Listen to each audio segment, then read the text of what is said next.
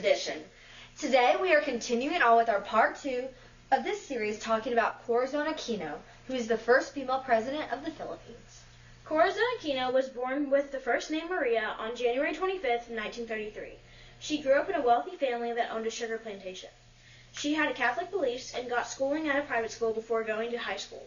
Aquino went to Mount St. Vincent College in New York for undergrad law. Once she got out of college, she married her husband, Benigo Simon Aquino Jr., who was in the early stages of becoming a politician. She stayed behind pretty much in all the eyes of politics, but they ended up having 5 children together. Her husband became the youngest governor and really got into all the politics eventually. He started running against Ferdinand Marcos, who did not like him one bit. Benigo Aquino was favored to win, but Marcos did not like that at all. So he changed a law that was against the Constitution so he could win. This made it to where Marcos stayed in power and had Aquino arrested.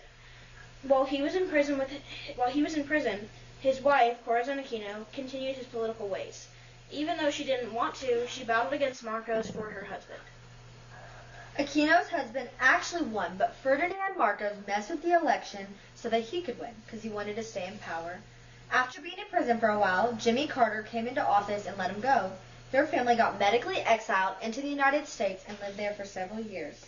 After 3 years of being in Boston, his health improved, and Benigo decided to go back and face his rival. The moment he arrived, he was shot and killed. After his death, she went back to the Philippines, and so many people grieved alongside her. There was even a campaign to protest against Marcos called People Power Revolution. This convinced her to run against him for president. In 1986, she became his election opponent. Aquino was represented by the color yellow and supported by many people. When the election ended, everyone thought for sure she had won, but it ended up being untrue. Ferdinand Marcos won the election. Aquino didn't believe this, so she protested and challenged the results.